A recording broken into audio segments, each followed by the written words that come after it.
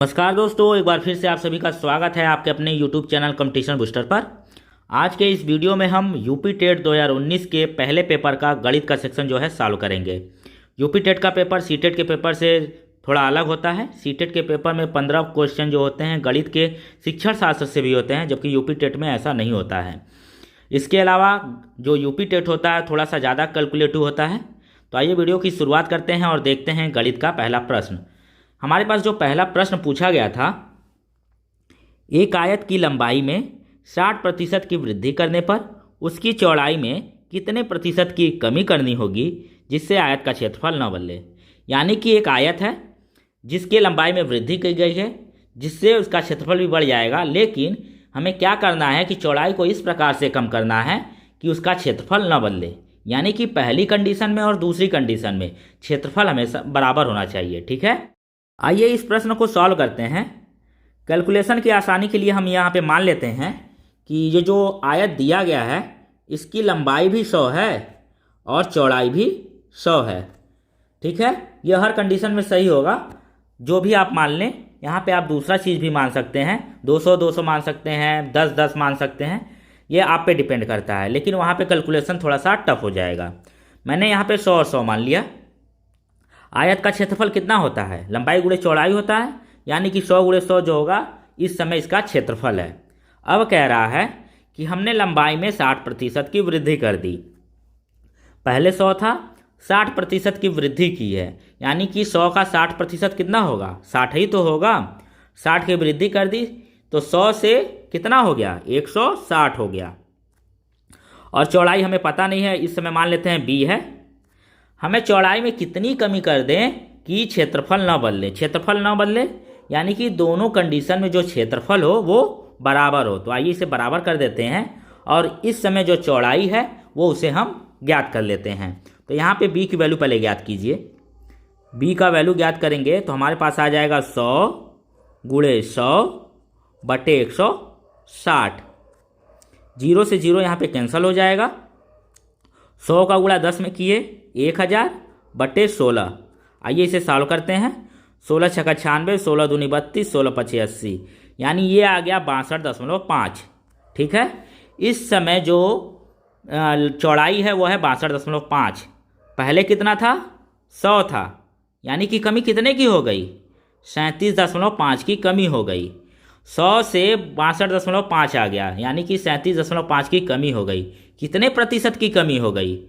यानी कि 37.5% की कमी हो गई। कैलकुलेशन आसान हो जाए, यहाँ से डायरेक्ट पता चल जा रहा है ना। 37.5 100 का कितना प्रतिशत है? 37.5 ही प्रतिशत तो होगा।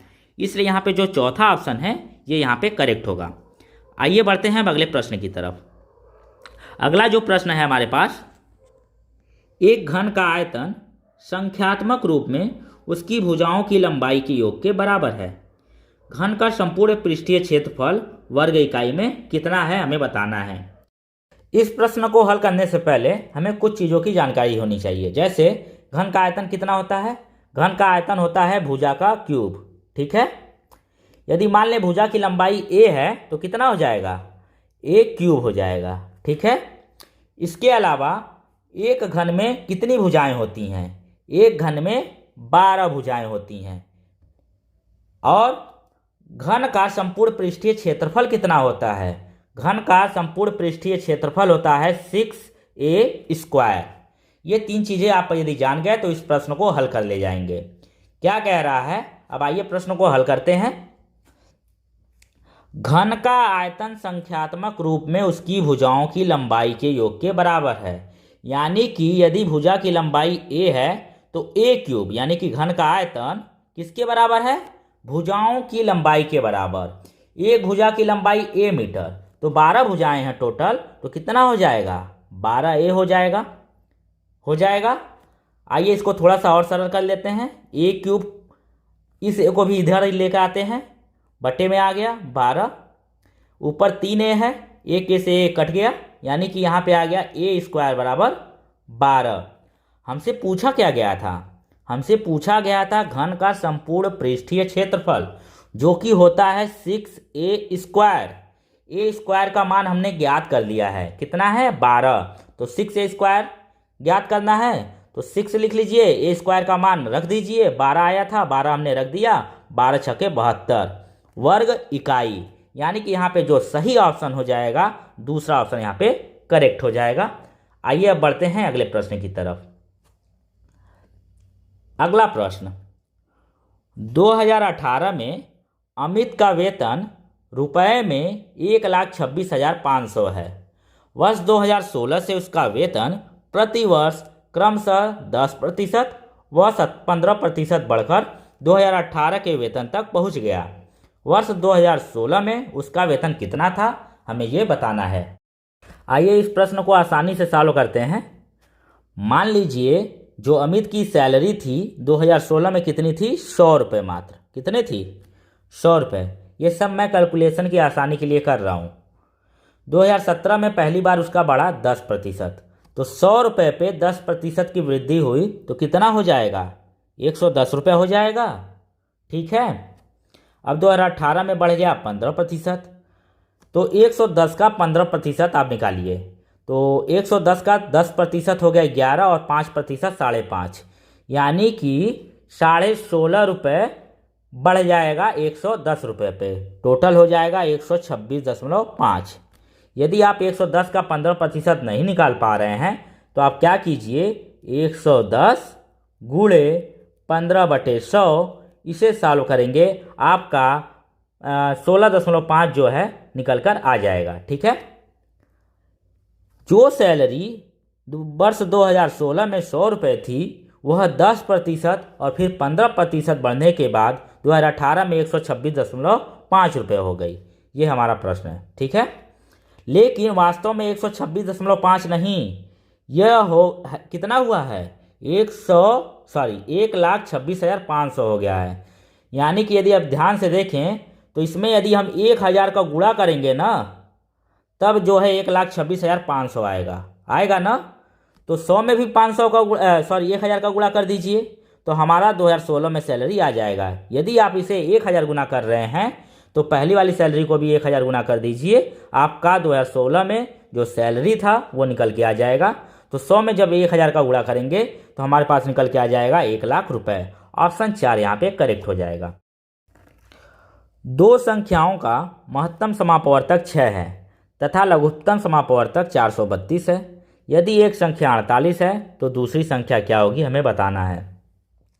तो यहाँ पे एक छोटा सा फार्मूला लगता है कि लघुत्तम समापवर्तक गुणे महत्तम समापवर्तक इक्वल टू पहली संख्या गुणे दूसरी संख्या। यानी कि जिन दो संख्याओं का हम लघुत्तम समापवर्तक और महत्तम समापवर्तक निकाल रहे हैं उनको आपस में गुणा करेंगे तो लघुत्तम गुणे महत्तम इसके बराबर आएगा। तो हमारे पास दिया गया है महत्तम समापवर्तक 6 गुणे लघुत्तम समापवर्तक 432। यह क्या होगा, पहली संख्या और जो दूसरी संख्या हमें ज्ञात नहीं है उसके गुणनफल के बराबर होगा। तो दूसरी संख्या को हमने मान लिया x, यानी कि 48 गुणे x हो गया। आइए इसे सॉल्व कर लेंगे, हमारा आंसर जो है निकल के आ जाएगा। x बराबर कितना हो जाएगा, 6 गुणे 432 बटे 48। काटिए, 6 से 48 कट गया 8 बार में, 8 से काटिए, 8 × 45, 8 × 4 = 32, यानी कि 54 यहाँ पे जो होगा हमारा सही आंसर होगा। ठीक है। बढ़ते हैं अगले प्रश्न की तरफ। अगला जो प्रश्न है, किसी महीने का तीसरा शुक्रवार 16वीं तारीख को पड़ता है तो उसी महीने का चौथा मंगलवार किस तारीख को पड़ेगा। आपके पास पर्याप्त समय होता है कि आप इस प्रश्न को हल कर सकते हैं। इस प्रश्न को हल करने का एक तरीका मैं भी बता देता हूं, शायद आपसे अलग हो। देखिए क्या कीजिए, 16 तारीख को शुक्रवार पड़ रहा है, एक ही महीने की बात है। 17 को क्या पड़ जाएगा, शनिवार पड़ जाएगा। 18 को पड़ जाएगा रविवार। एक हफ्ते को पूरा लिख लीजिए। 15 को पड़ जाएगा बृहस्पतिवार, 14 को बुधवार, 13 को मंगलवार और 12 को सोमवार। यानी कि हमारा ये मंडे से संडे जो है एक हफ्ता लिखा हुआ है। 13 तारीख को मंगलवार पड़ा है। इसके पहले वाला मंगलवार कितने तारीख को पड़ा होगा ये जानने के लिए 7 माइनस कीजिए तो कितना हो जाएगा, 13 में से 7 माइनस किया 6 तारीख। अब 6 में से 7 माइनस होगा नहीं क्योंकि नेगेटिव जाने लगेगा। यानी कि पहला मंगलवार जो है 6 तारीख को पड़ा, दूसरा 13 तारीख को, तीसरा ज्ञात करना, इसमें 7 प्लस कीजिए, 13 × 7 = 20 और चौथा ज्ञात करना है, इसमें भी 7 प्लस कर दीजिए 27। यानी कि यहाँ पे जो आंसर हमारा निकल के आ जाएगा वो होगा 27, ऑप्शन नंबर 2। यहाँ पे दूसरा ऑप्शन करेक्ट है। अगला प्रश्न है, एक त्रिभुजाकार प्रिज्म में कितने शीर्ष होते हैं? यदि आपने त्रिभुजाकार प्रिज्म 11-12 में अपने लैब में देखा होगा तो आपको पता होगा कि त्रिभुजाकार प्रिज्म में 6 शीर्ष होते हैं। क्या होता है, मान लीजिए ये त्रिभुज है, इसी पे एक लंबा और खींच लीजिए, ठीक है, इसी को लंबा कर दीजिए पूरा, यानी कि ऊपर भी एक त्रिभुज बना लीजिए। ऐसा ही होता है। तो तीन यहाँ पे हो गए और 3 यहाँ पे हो गए शीर्ष, यानी कि 6 शीर्ष टोटल हो गए। अब अगला प्रश्न है, 10 रुपये में 6 की दर से केले खरीदकर 6 रुपये में 4 की दर से बेचने पर कितने प्रतिशत की हानि होगी? हमने परचेज किया है 10 रुपया में 6 केला और सेल किया है 6 रुपये में 4 केला। हमें हानि प्रतिशत बताना है। हमें परेशानी हो रही है। क्यों परेशानी हो रही है? क्योंकि यहाँ पे वस्तुएं जो हैं बराबर नहीं हैं। तो सबसे पहले हम क्या करेंगे, जो ये 6 वस्तुएं और 4 वस्तुएं हैं इनको बराबर करेंगे। कैसे बराबर करेंगे? इन दोनों में किसी समान संख्या से गुणा कर दीजिए। तो यहाँ पे देखिए, यदि 4-4 से दोनों में गुणा कर दिया जाए और इन दोनों में 6-6 से गुणा कर दिया जाए तो आपको क्या मिल जाएगा? ये भी 24 हो जाएगा, ये भी 24 हो जाएगा। ये आया कहाँ से? क्या करते हैं, इस वाले को उठा के इसमें मल्टीप्लाई कर देते हैं, इस वाले को उठा के दूसरे वाले मल्टीप्लाई कर देते हैं, तो आपको पता चल जाएगा। ठीक है, अब ये प्रश्न इस प्रकार से बदल गया। कैसे बदल गया? 10 चौको 40, 40 रुपये में हमने 24 केले खरीदे हैं और बेचे कितने हैं? 6 के 36, 36 रुपये में हमने कितने बेच दिए? 24 बेच दिए। यानी कि 24 केले 40 रुपये में खरीदे और 24 केले, वही 24 केले 36 रुपये में बेच दिए। तो कितने रुपए की हानि हुई? 4 रुपये की हानि हुई। कितने रुपए पर? 40 रुपये पर, क्योंकि 40 जितने में खरीदे थे उसी पे काउंट करते हैं। तो 4/40 गुणे 100। ठीक है, इसी को सॉल्व कीजिए। 0 से 0 कट गया, 4 से 4 कट गया, यानी कि 10%। हमारा आंसर जो होगा पहला ऑप्शन यहाँ पे करेक्ट होगा। आइए बढ़ते हैं अगले प्रश्न की तरफ।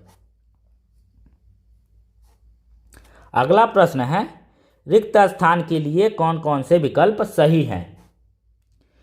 तो यहाँ पे दिया गया है 1 ग्राम बराबर एक खाली स्थान है किग्रा। आपको पता है कि 1000 ग्राम में 1 किग्रा होता है। तो इन्हें किस किस ढंग से लिखा जा सकता है? तो ग्राम में यदि बदलना है तो 1 ग्राम बराबर कितना हो जाएगा?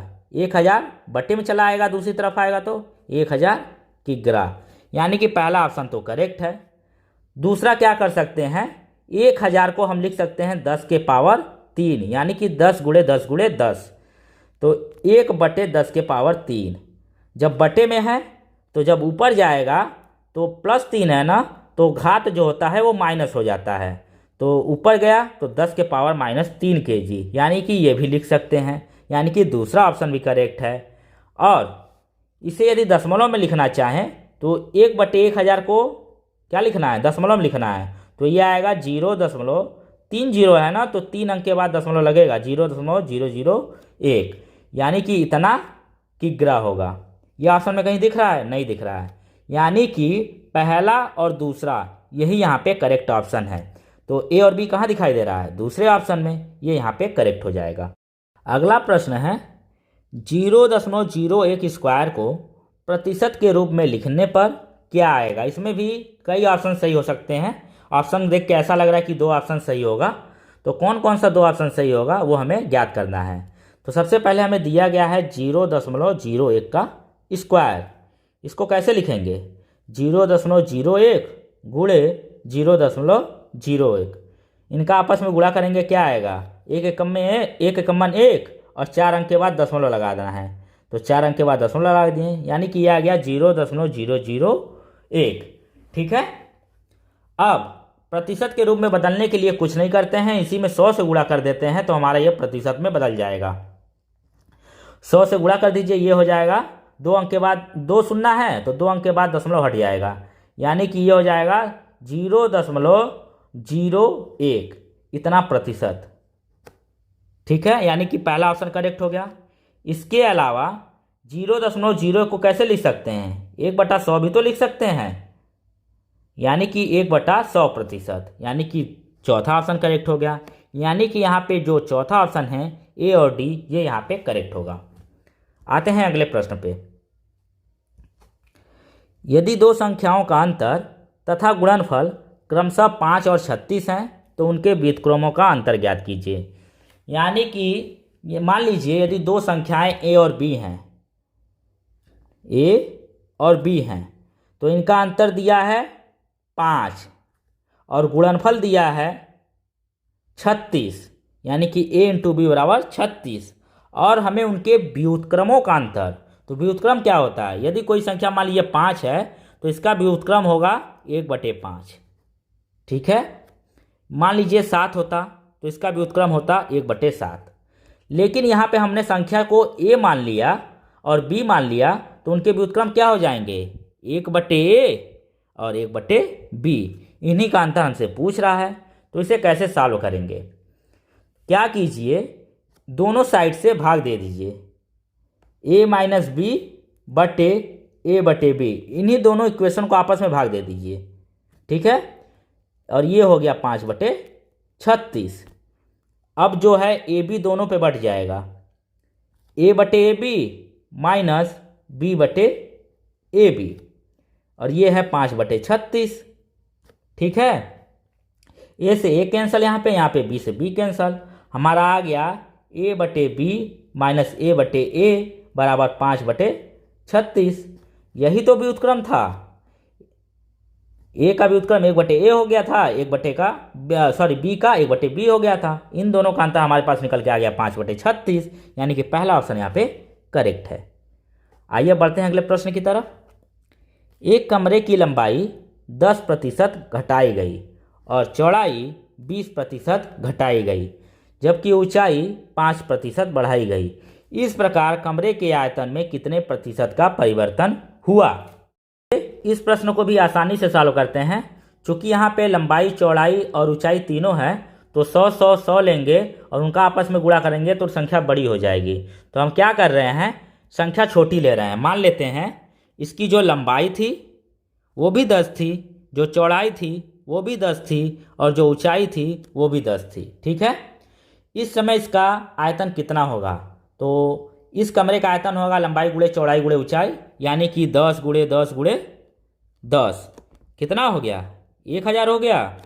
अब क्या किया गया है, लंबाई को 10% घटाया गया है।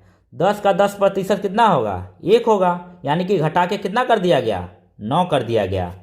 और चौड़ाई को कितना घटाया गया? 20%, यानी कि 10 का 20% 2 होगा ना, यानी कि चौड़ाई हो गया 8, और ऊंचाई को बढ़ाया गया है 5%। 5% कितना होगा? 0.5, यानी कि 10.5। ओके, इतना हो गया। अब इनको आपस में गुणा करिए और देखिए इस समय इसका क्षेत्रफल कितना आ रहा है। तो इस समय इसका क्षेत्रफल आ रहा है हमारे पास 756। गुणा करके आप देख लीजिएगा, पहले था 1000, अब आया 756। कितना कम हो गया? ये कम हो गया 244। 1000 का 244 कितना प्रतिशत होगा? 24.4% होगा। कैसे पता? 244 बटे 1000 गुणे 100 कर लीजिए। 2 0 से 2 0 कैंसल, 10 है तो एक अंक के बाद दशमलव लग गया, यानी कि 24.4% यहाँ पे आंसर होगा ऑप्शन नंबर 2। आइए अब आगे बढ़ते हैं। किसी कमरे के 15 मीटर 17 सेंटीमीटर लंबे और 9 मीटर 2 सेंटीमीटर चौड़े फर्श पर लगाई जा सकने वाली वर्गाकार टाइलों की न्यूनतम संख्या कितनी है? इस प्रश्न को सॉल्व कैसे करेंगे? सबसे पहले यहाँ पे हम देख रहे हैं कि ये मीटर में है और सेंटीमीटर दोनों में है। सबसे पहले हम इसे एक पैमाने में करते हैं। तो 1 मीटर में 100 सेंटीमीटर, तो 15 मीटर में कितना हो गया? 1500 हो गया, और 17 यहाँ पे है तो ये हो गया 1517 सेंटीमीटर, यानी कि 1517 सेंटीमीटर। उसके बाद 9 मीटर यानी कि 900 और 902 सेंटीमीटर। इस प्रश्न को हल करने के लिए हम करेंगे क्या? इस प्रश्न को हल करने के लिए हम ये करेंगे कि 1517 का और 902 का एचसीएफ यानी कि महत्तम समापवर्तक ज्ञात करेंगे। महत्तम समापवर्तक ज्ञात करने से होगा क्या? महत्तम समापवर्तक यदि आप इन दोनों का ज्ञात कर लिए तो आपको ये पता चल जाएगा कि जो टाइल्स होगा वर्गाकार उसकी एक भुजा कितनी लंबी होगी। उसके बाद क्या करेंगे, जो कमरे का कुल एरिया होगा, कुल क्षेत्रफल होगा, उस क्षेत्रफल को एक टाइल्स के क्षेत्रफल से भाग दे देंगे तो हमारे पास टाइल की संख्या निकल कर आ जाएगी।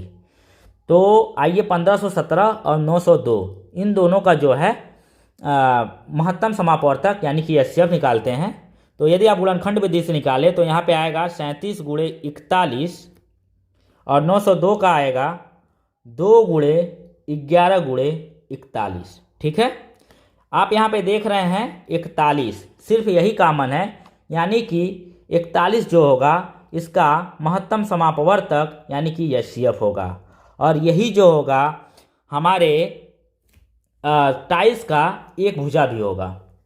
तो अब आइए प्रश्न को सॉल्व करते हैं। प्रश्न को सॉल्व कैसे करेंगे? फर्श के एरिए को एक टाइल्स के एरिए से भाग देना है।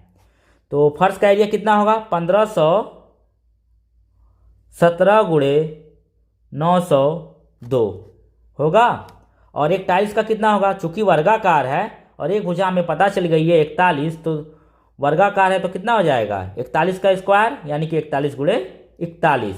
अब इसे सॉल्व करेंगे तो हमारे पास आ जाएगा 814। आप इसे हल कर लीजिएगा, थोड़ा सा कैलकुलेशन आप कर लीजिएगा। यहाँ पे जो सही आंसर हो जाएगा पहला ऑप्शन, ये यहाँ पे करेक्ट ऑप्शन होगा। इस प्रश्न को सॉल्व करते हुए जब आप 1517 का गुणनखंड करेंगे आप सोचेंगे कि ये किससे कट रहा है, सोचते सोचते आपको बहुत समय लग जाएगा। तो मैं यहाँ पे ये राय दूंगा कि 1517 और 902 का जो आप एचसीएफ निकाल रहे हैं ये भाग विधि से निकालिए। यदि आपको भाग विधि से एचसीएफ नहीं निकालने आता है तो आप हमें कमेंट करके बताइए और वीडियो पसंद आ रहा है तो इसे लाइक जरूर करते रहिएगा। ठीक है, मैं वहाँ पे बता दूंगा कि भाग विधि से एचसीएफ कैसे निकाला जाता है और बहुत आसानी से आपका 41 जो है एचसीएफ निकल के आ जाएगा। आइए बढ़ते हैं अगले प्रश्न की तरफ। अगला जो हमारा प्रश्न है, हमारे पास जो अगला प्रश्न है, गुणनफल 2153 के घात 167 में इकाई का अंक क्या होगा। यानी कि हमें यह बताना है कि जब 2153 के घात 167 को हल करेंगे तो इकाई के जगह पे क्या आएगा। तो इसमें जो है इकाई के स्थान पर वही अंक आएगा जो इस 3 के पावर 167 को हल करने पर आएगा। यानी कि इसमें इकाई का अंक जो 2153 में इकाई का अंक है उसका पावर ही डिसाइड करेगा। तो आइए इस प्रश्न को सॉल्व करते हैं। इस प्रश्न को सॉल्व करने के लिए करना क्या है, सबसे पहले घात को देखिए। घात है हमारे पास 167, ठीक है, इतना ही है। इसको 4 से डिवाइड कर दीजिए।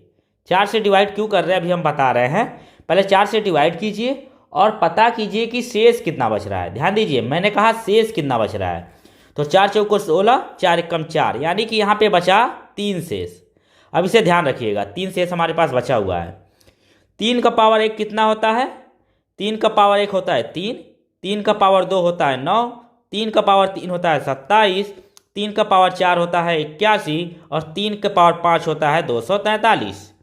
ठीक है, यानी कि जब 3 का पावर 1 करेंगे तो हमें इकाई की जगह पे 3 मिलेगा, 3 का पावर 2 करेंगे तो इकाई की जगह पे 9 मिलेगा, 3 का पावर 3 करेंगे तो इकाई की जगह पे 7 मिलेगा, 3 के पावर 4 करेंगे तो इकाई की जगह पे 1 मिलेगा। और इसी प्रकार फिर क्या होगा, रिपीट होना शुरू हो जाएगा 3, 9, 7, 1। इसीलिए हमने 4 से भाग दिया। देख रहे हैं 4 के बाद जो है इकाई का अंक जो है रिपीट होना शुरू हो जा रहा है। लेकिन इसका उत्तर कैसे लिखेंगे?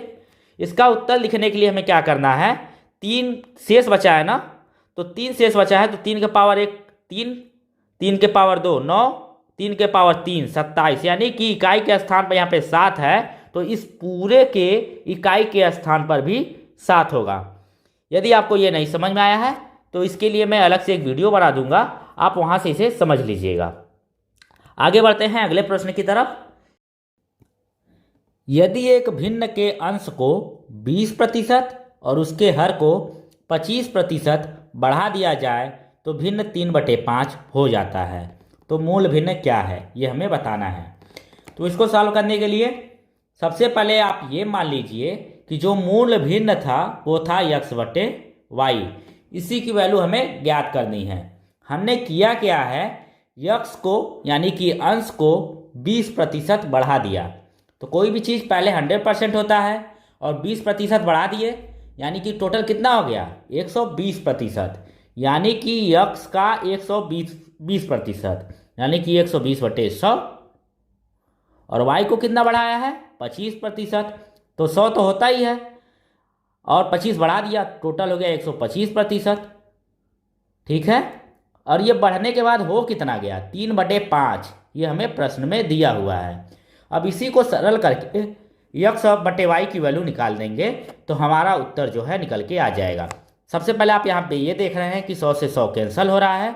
उसके बाद x बटे वाई बराबर आ गया, जब इधर से 125 इधर जाएगा तो इधर भाग में है, तो दूसरी तरफ जाएगा तो गुणे में हो जाएगा, और जो गुणे में है वो भाग में हो जाएगा। यानी कि ऊपर की चीज़ें नीचे चले जाएंगी और नीचे की चीज़ें ऊपर चली जाएंगी। तो 3/5 है, तो यहाँ पे क्या हो जाएगा, अब 125 ऊपर जाएगा, 125/120। अब इसे सॉल्व कीजिए। आप इसे सॉल्व करेंगे तो आपके पास निकल के आ जाएगा 5/8। ठीक है। इसलिए यहाँ पे जो तीसरा ऑप्शन है ये यहाँ पे करेक्ट ऑप्शन हो जाएगा। आइए बढ़ते हैं अगले प्रश्न की तरफ। अगला प्रश्न है 8 से भाज्य होने वाली संख्याएं हैं। यानी कि ऐसी कौन कौन सी संख्याएं हैं जो 8 से पूर्णतः विभाजित हो जाती हैं, यानी कि कुछ भी शेष नहीं बचता है। तो 4 संख्याएं दी गई हैं, छोटी छोटी संख्याएं हैं। 8 से आप भाग देके आराम से देख सकते हैं। आप भाग देके पाएंगे कि पहला और तीसरा ये दोनों जो हैं 8 से पूर्णतः विभाजित हो जाएगा, कोई शेष नहीं बचेगा। इसलिए यहाँ पे चौथा ऑप्शन जो है ये यहाँ पे करेक्ट होगा। अगला प्रश्न है, एक पाइथागोरस त्रिक ज्ञात कीजिए जिसकी सबसे छोटी संख्या 8 है। इस प्रश्न को कैसे करेंगे, सबसे पहले हमें यह पता होना चाहिए कि पाइथागोरस त्रिक होता क्या है। पाइथागोरस त्रिक वे 3 संख्याएं होती हैं जो पाइथागोरस प्रमेय को फॉलो करती हैं। पाइथागोरस प्रमेय आपको पता ही होगा कि कर्ण पर का बना वर्ग बराबर लंब पर का बना वर्ग प्लस आधार पर का बना वर्ग। यानी कि 2 संख्याओं का वर्ग यदि तीसरी संख्या के वर्ग के बराबर हो जाए तो वह पाइथागोरस त्रिक कहलाएगा। जैसा कि पहले ऑप्शन में यदि हम देखें तो 6 का वर्ग कितना होगा 36 और 8 का वर्ग 64। इन दोनों को हम जोड़ दिए, आ गया 100।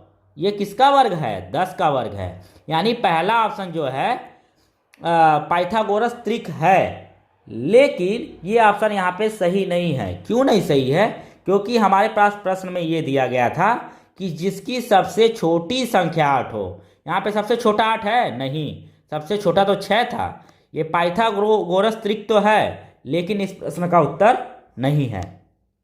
आगे बढ़ते हैं। अगले वाले ऑप्शन को यदि आप ध्यान से देखेंगे तो यहाँ पे सबसे छोटी संख्या 8 तो है, लेकिन 8 का वर्ग और 9 का वर्ग मिलाकर जब हम इसे जोड़ेंगे तो 10 का वर्ग नहीं आएगा। लेकिन जब तीसरे ऑप्शन पे आएंगे तो 8 का वर्ग हो गया 64 और 15 का वर्ग होता है 225। ये जो दोनों जोड़ेंगे तो ये आ गया 289 और ये 17 का वर्ग है। यानी कि तीसरे ऑप्शन को करेक्ट करेंगे। यहाँ पे 8 सबसे छोटी संख्या भी है और यह पाइथागोरस त्रिक को फॉलो भी कर रही है, यानी कि ये तीनों संख्याएं पाइथागोरस त्रिक है। इसलिए तीसरा ऑप्शन यहाँ पे करेक्ट है। बढ़ते हैं अगले प्रश्न की तरफ। आप चाहे तो चौथा ऑप्शन भी चेक कर लीजिएगा। ये तो वैसे ही दिखाई दे रहा है कि 8 का वर्ग और 64 का वर्ग जोड़ेंगे तो 512 का वर्ग तो आएगा नहीं, बहुत कम आएगा, इसलिए ये भी गलत होगा। यहाँ पे तीसरा ऑप्शन ही करेक्ट है। अब बढ़ते हैं अगले प्रश्न की तरफ। अगला प्रश्न 107 नंबर, जेड का मान ज्ञात कीजिए यदि संख्या 4 1 7 जेड 8 9 से विभाज्य हो। हमें जेड का मान तब ज्ञात करना है जब यह संख्या जो है 9 से पूर्णतः विभाजित हो। तो 9 से कोई भी संख्या कब विभाजित होती है, 9 से कोई भी संख्या तब विभाजित होती है जब उस संख्या के सभी अंकों को जोड़ने पर या तो 9 आ जाए या फिर 9 का मल्टीपल आ जाए। जैसे 9 9 दूनी 18 आ जाए, 27 आ जाए, 36 आ जाए, मतलब 9 का ही मल्टीपल आ जाए तो जो होगा वो संख्या विभाजित होगा। जैसे कि यदि हम मान लीजिए यही 5220 जो ऊपर दिया गया है, इसको चेक करना चाहें कि ये 9 से विभाजित होगा या नहीं, तो इसके सभी अंकों को जोड़ दीजिए। 5 2 7 7 2 9 9 0 9, तो ये आ गया 9। ये 9 का मल्टीपल है, यानी कि ये संख्या जो होगी 9 से पूर्णतः विभाजित होगी। इसी तरह इनके भी अंकों को जोड़िए। 4 1 5, 5 7 12, 12 8 20, 20 आया ना, 20 आया है। तो और इसमें कितना जोड़ दें कि ये 9 का मल्टीपल हो जाए, तो आप ये पाएंगे कि यदि ये 27 हो जाएगा, 20 से 27 हो जाए तो 9 का मल्टीपल हो जाएगा। और जब 9 का मल्टीपल हो जाएगा तो यह जो होगा 9 से विभाजित। तो यानी कि जेड की वैल्यू हम कितना ले लें, 7 ले लें। जेड की वैल्यू 7 लेने पर यह संख्या 9 से विभाजित हो जाएगी। इसलिए ऑप्शन नंबर 2 जो होगा यहाँ पे करेक्ट ऑप्शन होगा। अगला प्रश्न है, यदि 2160 बराबर है 2 के घात a गुणे 3 के घात b गुणे 5 के घात c, तो 3 के घात a गुणे 2 के घात माइनस b गुणे 5 के घात माइनस c का मान ज्ञात कीजिए। इसकी वैल्यू बतानी है, कैसे बताएंगे? इसकी वैल्यू बताने के लिए सबसे पहले हमें ए बी और सी की वैल्यू ज्ञात होनी चाहिए। तो ए बी सी की वैल्यू कैसे ज्ञात करेंगे? उसके लिए हमें यहाँ पे बस इतना ही दिया हुआ है, इसी की सहायता से हम ए बी और सी की वैल्यू ज्ञात कर सकते हैं। कैसे ज्ञात करेंगे? क्या करना है हमें? 2160 का फैक्टर करना है, यानी कि गुणनखंड करना है। तो आइए करते हैं 2160 का गुणनखंड। तो यहाँ पे आ गया 2160। सबसे पहले किससे डिवाइड करेंगे? 2 से डिवाइड कीजिए, कितना आ जाएगा? 1080 आ जाएगा। फिर 2 से डिवाइड कीजिए, कितना आया? 540। फिर 2 से कट जाएगा, अभी कितना आएगा? 270। अभी भी 2 से कटेगा, देखिए 2 से कट रहा है, कितना आ रहा है? 135। अब 2 से नहीं कटेगा, अब किससे कटेगा? 3 से कटेगा, ठीक है। तो 3 से कटेगा, कितना आएगा? 45। अभी भी 3 से कट जाएगा, तो 3 से काटिए। 45 को कितने बार में कटेगा? 15 बार में। अभी भी 3 से कटेगा, 3 × 5 = 15, और अब 5 से कटेगा। फैक्टर हम तब तक करते हैं जब तक कि हमें 1 न प्राप्त हो जाए। यानी कि 2160 का फैक्टर हमें क्या प्राप्त हुआ? 2 गुणे 2 गुणे 2 गुणे 2 गुणे 3 गुणे 3 गुणे 3 गुणे 5, इतना हमें प्राप्त हुआ। अगर यहाँ पे आप देख रहे हैं कि 2 जो है 4 बार मल्टीप्लिकेशन हो रहा है, तो इसे क्या लिख सकते हैं? 2 के घात 4 लिख सकते हैं। इसी तरह 3 बार मल्टीप्लाई हुआ है, तो 3 के घात 3 लिख सकते हैं। और 5 जो है 1 बार है, तो चाहे तो आप लिखिए या फिर न भी लिखेंगे तो 1 यहाँ पे रहता ही है। अब हमें दिया था कि 2160 किसके बराबर है? 2 के पावर a गुणे 3 के पावर b गुणे 5 के पावर c। तो यहाँ पे उसको लिख लीजिए, 2 के पावर a गुणे 3 के पावर b गुणे 5 के पावर c। यहाँ से अब क्या करना है? कंपैरिजन कर देना है, दोनों तरफ का देख लेना है कि a की जगह पे क्या लिखा हुआ है, b की जगह पे क्या लिखा हुआ है, c की जगह पे क्या लिखा हुआ है, वही इसकी वैल्यू होगी। यहाँ से हम देख रहे हैं तो a की जगह पे हमें 4 लिखा हुआ है, तो इस कारण a की वैल्यू 4 हो जाएगी। अगर b की बात करें तो b की वैल्यू 3 हो जाएगी, दोनों तरफ 3 है, देखिए यहाँ पे। इसी तरह c की वैल्यू जो है 1 है। आइए अब आते हैं जो हमें ज्ञात करना था। हमें ज्ञात करना था 3 के पावर a गुणे 2 के पावर माइनस b गुणे 5 के पावर माइनस c। बस क्या करना है? ए बी सी की वैल्यू उठा के रख देना है, हमें उत्तर आ जाएगा। 3 के पावर a यानी कि 4 गुणे 2 के पावर माइनस b, b की वैल्यू कितनी आई है? 3 आई है, तो -3 गुणे 5 के पावर माइनस c की वैल्यू कितनी है? 1। हम जानते हैं कि जब पावर माइनस में होता है तो उसको यदि ऊपर से नीचे ले जाए या फिर नीचे है तो नीचे से ऊपर ले जाए तो प्लस हो जाएगा। यहाँ पे ऊपर जो है माइनस में है, तो इसको नीचे लेके जाइए। 3 के पावर 4 बटे 2 के पावर 3 गुणे 5 के पावर 1 हो जाएगा, ठीक है। अब इसे हल कर देना है। 3 के पावर 4 का मतलब 3 गुणे 3 गुणे 3 गुणे 3 4 बार, तो कितना आ जाएगा? 3 3 9, 9 3 27, 27 3 81, ऊपर आ गया 81। अब 2 के पावर 3 कितना होता है? 2 के पावर 3 यानी कि 2 दूनी 4 दूनी 8, और 8 × 5 = 40, यानी कि हमारा यहाँ पे जो आंसर आ जाएगा 81/40, ऑप्शन 2 यहाँ पे करेक्ट हो जाएगा। प्रश्न है, पार्श्व आकृति द्वारा ज्ञात करें यक्ष का मान। यहाँ पे जो आकृति दी गई है इसमें x का मान ज्ञात करना है। कैसे ज्ञात करेंगे? इस आकृति में सबसे पहले हम क्या करते हैं, संबंध ज्ञात करते हैं। तो 2 के सामने 8 लिखा हुआ है, 3 के सामने 27 लिखा हुआ है, 4 के सामने 64 लिखा हुआ है, तो 1 के सामने कितना होगा, यही हमें ज्ञात करना है। सबसे पहले हमें ये बताइए कि 2 जो है 8 से किस प्रकार से संबंधित है। 2 8 से किस प्रकार संबंधित हो सकता है? 2 का यदि आप क्यूब करेंगे, यानी कि 2 का गुणा यदि आप 3 बार कर रहे हैं तो क्या आ जाएगा, 8 आ जाएगा। इसी प्रकार 3 का यदि क्यूब करेंगे, यानी कि 3 का गुणा 3 बार करेंगे तो 27 आ जाएगा, और 4 का गुणा 4 बार करेंगे तो 64 आ जाएगा। तो यहाँ पे क्या होना चाहिए, 1 का गुणा 3 बार होना चाहिए, और 1 का गुणा 3 बार करेंगे तो कितना उत्तर आएगा, 1 ही आएगा। इसलिए ऑप्शन 3 यहाँ पे करेक्ट हो जाएगा। अगला प्रश्न, किसी बंटन का बहुलक ज्ञात किया जाता है। बहुलक कैसे ज्ञात किया जाता है? यहाँ पे 4 ऑप्शन है। आयत चित्र द्वारा, से अधिक संचयी बारंबारता वक्र द्वारा, से कम संचयी बारंबारता वक्र द्वारा, और आवृत्ति बहुभुज द्वारा, यानी फ्रीक्वेंसी पॉलीगॉन द्वारा। तो यहाँ पे जो सही ऑप्शन है वह है हिस्टोग्राम, यानी कि पहला आयत चित्र द्वारा। आयत चित्र क्या होता है, हिस्टोग्राम क्या होता है? आप लोगों ने कभी ग्राफ देखा होगा तो एक ऐसे चित्र बन के आता है, आपने ध्यान दिया होगा, इसी को हिस्टोग्राम कहते हैं। इसकी सहायता से बहुलक ज्ञात किया जा सकता है। बढ़ते हैं अगले प्रश्न की तरफ। अगला प्रश्न है, यदि a प्लस बी पूरे के बटे सी इक्वल टू बी प्लस सी पूरे के बटे ए बराबर सी प्लस ए पूरे के बटे बी बराबर के हो तो के का मान ज्ञात कीजिए। हमें के का मान ज्ञात करना है। पहले तो इसे ये समझिए कि ये चारों जो है यहाँ पे जो दिए गए हैं चारों, ये आपस में बराबर हैं, यानी कि इसके बराबर भी हम के लिख सकते हैं, इसके बराबर भी के लिख सकते हैं, और इसके बराबर भी के लिख सकते हैं, अलग अलग भी हम लिख सकते हैं। तो आइए इसे सॉल्व करते हैं। सबसे पहले यदि इसके बराबर के लिखा जाए, a प्लस बी बराबर के यदि बटे सी बराबर के लिखेंगे तो यहाँ से हमारे पास आ जाएगा a प्लस बी बराबर सी के।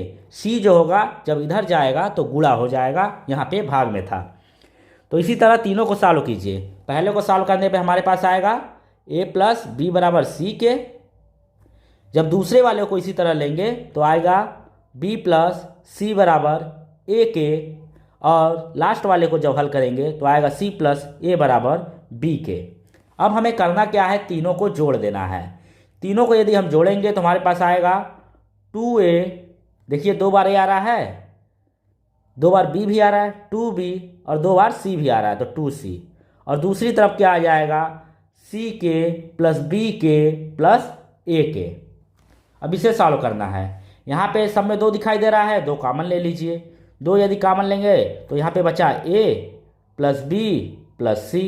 यहाँ सब में k दिखाई दे रहा है तो k कॉमन ले लीजिए। यहाँ पे भी a plus b plus c ही बचेगा तो उल्टा c plus b plus a, लेकिन वो जो होगा a plus b plus c के बराबर ही होगा। चाहे जोड़ को आप कैसे भी जोड़े, 2 में 4 जोड़े या 4 में 2 जोड़े, उत्तर तो सेम ही आना है। अब देखिए यहाँ पे भी a प्लस बी प्लस सी है और यहाँ पे भी a प्लस बी प्लस सी है, दोनों तरफ है तो कट गया, यानी कि k का मान कितना आ गया हमारे पास, 2 आ गया। इसलिए यहाँ पे तीसरा ऑप्शन करेक्ट होगा। चलते हैं अगले प्रश्न की तरफ। निम्नलिखित में से कोई 3 मापों को लेकर कुल कितने त्रिभुज बनाए जा सकते हैं? भुजा की माप 1.2 सेंटीमीटर, 4.2 सेंटीमीटर, 5.9 सेंटीमीटर और 8.1 सेंटीमीटर है। यानी कि यहाँ पे जो 4 भुजाओं की माप दी गई है, इनको लेकर कुल कितने त्रिभुज संभव हैं, पॉसिबल हैं, वो हमें बताना है। तो इसे बताएंगे कैसे? इसको बताने के लिए त्रिभुज की एक प्रॉपर्टी का, यानी कि त्रिभुज के एक गुण का उपयोग करेंगे। वो गुण क्या है कि त्रिभुज की किन्हीं भी 2 भुजाओं की लंबाइयों का योग तीसरी भुजा की लंबाई से अधिक होता है। यानी कि यदि त्रिभुज की किन्हीं 2 भुजाओं की लंबाई जोड़ दी जाए तो वो तीसरे से अधिक ही आएगा। इसे चेक कैसे करेंगे? आइए सबसे पहले भुजाओं की लंबाई लिख लेते हैं। 1.2 सेंटीमीटर, 4.2 सेंटीमीटर, 5.9 सेंटीमीटर और 8.1 सेंटीमीटर, ये हमें दिया हुआ है। तो मान लीजिए सबसे पहले हम पहला 3 लेते हैं और सोचते हैं कि इससे त्रिभुज बनेगा या नहीं बनेगा। तो बना के देखिए। तो यदि क्या सबको चेक करना पड़ेगा? जी नहीं, यहाँ पे सबको नहीं चेक करना है। आप क्या कीजिए, सबसे कम 2 जो है उनको जोड़िए। यदि ज़्यादा वाले से भी ज़्यादा आ जा रहा है तो त्रिभुज संभव है। यदि ज़्यादा वाले से कम आ रहा है तो त्रिभुज संभव नहीं है। यहाँ पे 1.2 और 4.2 को यदि हम जोड़ दें तो हमारे पास आ जाएगा 5.4, जो कि 5.9 से कम है। इसलिए यह त्रिभुज जो है संभव नहीं है। तो अब क्या करेंगे, चलिए अब दूसरा ले लेते हैं कोई ग्रुप। दूसरा वाला क्या ले लेते हैं, हम ले लेते हैं 1.2, 4.2 और 8.1। इस वाले को ले लेते हैं। तो क्या त्रिभुज संभव है? देखिए, इसको जोड़िए और इसको जोड़िए, कितना आएगा? 1.2 और 4.2 यानी कि 5.4 आएगा, जो कि 8.1 से कम है। यानी कि इस तरह भी संभव नहीं है।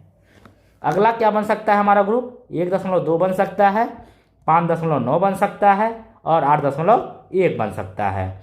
तो ऐसी कंडीशन में क्या त्रिभुज संभव है? मैंने बताया कि सबसे छोटा 2 को जोड़िए, 1.2 को जोड़िए, 5.9 को जोड़िए, कितना आया? 7.1 आया, और जो कि 8.1 से कम है। यानी कि यह भी त्रिभुज संभव नहीं है। एक आखिरी ग्रुप बचता है, क्या है वो? 4.2, 5.9 और 8.1। यहाँ पे यदि हम इन दोनों को जोड़ते हैं तो 8.1 से अधिक आएगा। इसलिए यही एकमात्र त्रिभुज संभव है। इसलिए यहाँ पे जो पहला ऑप्शन है ये यहाँ पे करेक्ट हो जाएगा। आपको वीडियो पसंद आ रहा है तो इसे लाइक शेयर जरूर कीजिएगा, और अधिक वीडियो देखने के लिए आप हमारे चैनल के प्लेलिस्ट में जा सकते हैं, या फिर हमें हमारे व्हाट्सएप नंबर पे आप मैसेज कर सकते हैं। वहाँ से हम आपको लिंक प्रोवाइड करा देंगे। आते हैं अगले प्रश्न की तरफ। एक भिन्न का हर अंश के 2 गुने से 1 अधिक है। अंश में 2 जोड़ने और हर में 3 घटाने पर 1 प्राप्त होती है, तो मूल भिन्न ज्ञात कीजिए। इस प्रश्न को हल कैसे करेंगे? सबसे पहले दिया गया है एक भिन्न का हर अंश के 2 गुने से 1 अधिक है। हर क्या होता है? बटे के नीचे वाला भाग, और अंश क्या होता है? ऊपर वाला भाग। तो हर जो है अंश के 2 गुने से 1 अधिक है। तो मान लीजिए यदि अंश a है तो हर कितना है? 2 गुने से 1 अधिक। तो a का 2 गुना 2a और 1 अधिक कर दिए 1। ये हमारा है मूल भिन्न। आगे कह रहा है अंश में 2 जोड़ने और हर में 3 घटाने पर संख्या 1 प्राप्त होती है। तो आइए जैसा कह रहा है वैसे करते चलिए, आपका उत्तर आ जाएगा। तो अंश में 2 जोड़ने के लिए कह रहा है और हर में 3 घटाने के लिए कह रहा है। तो हर पहले हमारा था 2a + 1 और इसमें 3 घटा दिए और आगे हमारा 1। ठीक है, अब इसको और सरल कीजिए। a + 2 हो गया, 2a + 1 - 3। तो +1 और -3 को सॉल्व कैसे करेंगे?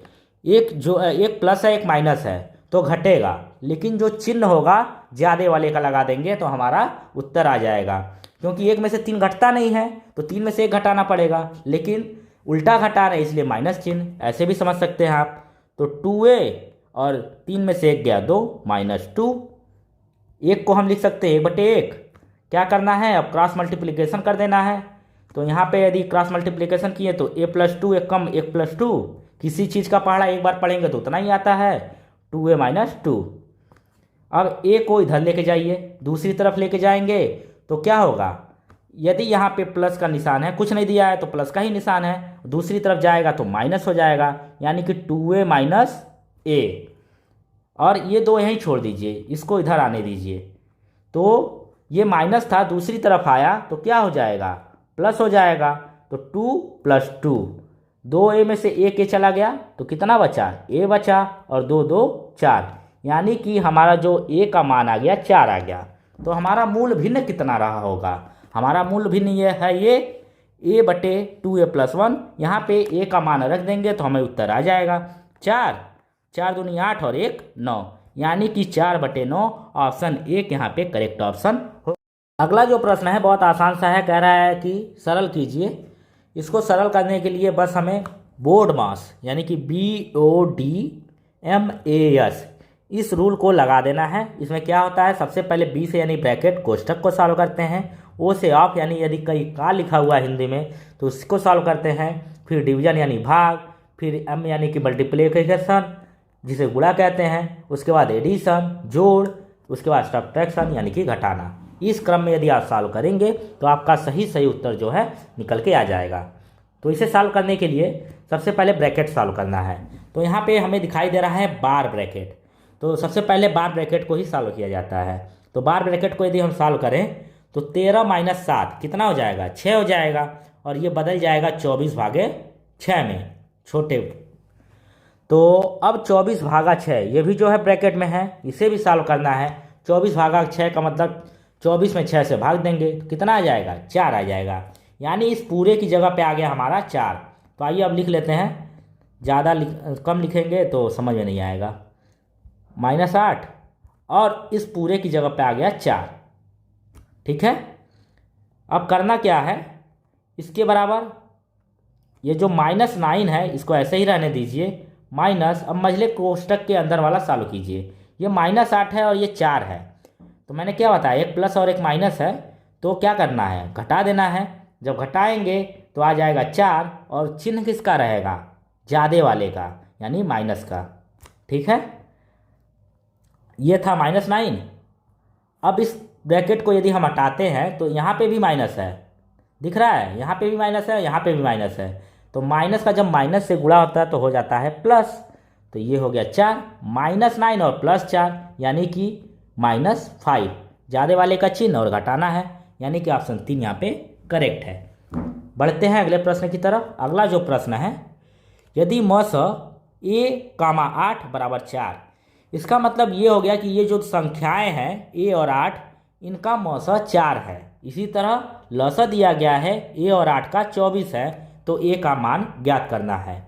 मैंने इसी में पहले भी बताया कि एक फार्मूला होता है, लस गुणे मस बराबर पहली संख्या गुणे दूसरी संख्या। तो लस गुणे मस कितना हो गया, 4 गुणे 24, और पहली संख्या हमारे पास है a और दूसरी संख्या है 8। बस इसी को सरल कर देना है, हमारा उत्तर जो है आ जाएगा। तो a बराबर क्या हो जाएगा, 8 यहाँ पे गुणा में था, दूसरी तरफ आएगा तो भाग में हो जाएगा। तो 4 गुणे 24 भागा 8, 4 दूनी 8 और 2 12 दूनी 24, यानी कि a का मान यहाँ से आ गया हमारा 12। इसको आप सॉल्व करिएगा, बहुत आराम से 12 आ जाएगा। ऑप्शन 3 यहाँ पे करेक्ट होगा। अगले प्रश्न पे आते हैं। किसी आयताकार खेत का विकर्ण 17 मीटर तथा परिमाप 46 मीटर है, तो खेत का क्षेत्रफल होगा। हमें जो है आयत का विकर्ण और परिमाप जो है दे दिया गया है, और हमसे क्षेत्रफल पूछा गया है। इसके लिए हमें लंबाई और चौड़ाई चाहिए, क्योंकि क्षेत्रफल का फार्मूला होता है लंबाई गुणे चौड़ाई। तो आइए जो दिया गया है उसी के सहारे निकालने का प्रयास करते हैं। सबसे पहले विकर्ण दिया गया है, तो आयत का विकर्ण कितना होता है, आयत का विकर्ण होता है √ लंबाई का स्क्वायर प्लस चौड़ाई का स्क्वायर, तो l square plus b square. ये कितना दिया गया है, 17 दिया गया है। अब हम क्या करेंगे, दोनों तरफ का वर्ग कीजिए। यदि आप दोनों तरफ का वर्ग करते हैं तो यहाँ से तो सिर्फ वर्ग करने पर कर्णी का वर्ग करेंगे क्या होगा, कर्णी हट जाएगी, यानी कि यहाँ से आ जाएगा l square plus b square. और जब दूसरी तरफ 17 लिखा हुआ है, इसका वर्ग करेंगे तो 17 का स्क्वायर, जो कि होता है 289। अब दूसरी बात हमें क्या दिया गया था, आयत का परिमाप दिया गया है। कितना दिया गया था, 46 सेंटीमीटर। तो आयत के परिमाप का फार्मूला होता है 2 गुणे लंबाई प्लस चौड़ाई, यानी कि 2l प्लस b बराबर 46 दिया गया है। यहाँ से यदि हम l प्लस b निकालना चाहें तो 2 यहाँ पे गुणे के रूप में था, तो दूसरी तरफ आया तो क्या हो जाएगा, भाग के रूप में हो जाएगा। तो 46 में 2 से भाग दिए तो कितना आ जाएगा, 46 में 2 से भाग देंगे तो 23 आ जाएगा, यानी कि अब यहाँ हम 23 लिख सकते हैं। हमें क्या चाहिए, लंबाई और चौड़ाई चाहिए, और इन्हीं का गुणा कर देंगे तो हमें क्षेत्रफल ज्ञात हो जाएगा। हमारे पास 2 चीज़ें निकल के आ गई हैं, क्या कि l square plus b square बराबर 289 और l प्लस b बराबर 23। इसकी सहायता से हमें l और b का, यानी कि लंबाई और चौड़ाई का मान निकालना है। तो आपको एक फार्मूला पता है कि a प्लस बी का होल स्क्वायर बराबर a square plus b square plus 2ab। तो यहाँ से उसी फार्मूले पे l प्लस बी का होल स्क्वायर कितना हो जाएगा, l स्क्वायर हो जाएगा प्लस b स्क्वायर हो जाएगा प्लस 2l भी हो जाएगा।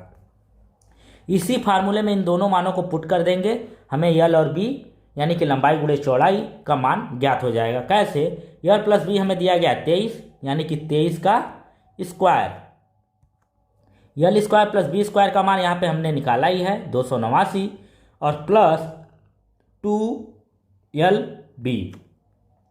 23 का स्क्वायर होता है 529 बराबर 289 प्लस 2LB। 289 को दूसरी तरफ भेज रहे हैं तो यहाँ पे प्लस है तो दूसरी तरफ जाएगा तो क्या आ जाएगा, माइनस हो जाएगा, यानी कि 529 माइनस 289। घटा के देखिए, 9 में से 9 गया 0, 12 में से 4 गया 8 और 4 में से 2 गया 2, यानी कि 2LB बराबर 240। तो LB कितना हो जाएगा, 240/2 यानी कि 120। ये तो आपको समझ में आया ही होगा। तो LB है क्या, L जो है लंबाई है और B क्या है, चौड़ाई है, यानी कि हमने निकाल लिया लंबाई गुणे चौड़ाई, और यही तो होता है आयत का क्षेत्रफल। यानी कि 120 जो हमने यहाँ पे निकाला ये कुछ और नहीं, ये जो है उस खेत का, आयताकार खेत का क्षेत्रफल ही है। तो यहाँ पे कौन सा ऑप्शन सही हो रहा है, यहाँ पे हमारा तीसरा ऑप्शन सही हो रहा है, इसलिए इसको करेक्ट कर देंगे और बढ़ते हैं अगले प्रश्न की तरफ। अगला प्रश्न है 2 के पावर -1 ब्रैकेट में फिर एक ब्रैकेट है और उसके पावर -1 के सरलीकरण, यानी कि इसको सिंप्लीफाई करने पर जो संख्या प्राप्त होगी वह कैसी होगी। तो सबसे पहले इसको सॉल्व कीजिए। 2 के पावर -1 ये ब्रैकेट में है और इसको -1 किया गया है, तो क्या होता है, पावर का आपस में गुणा हो जाता है। जब एक के ऊपर एक पावर लगा होता है तो आपस में गुणा हो जाता है।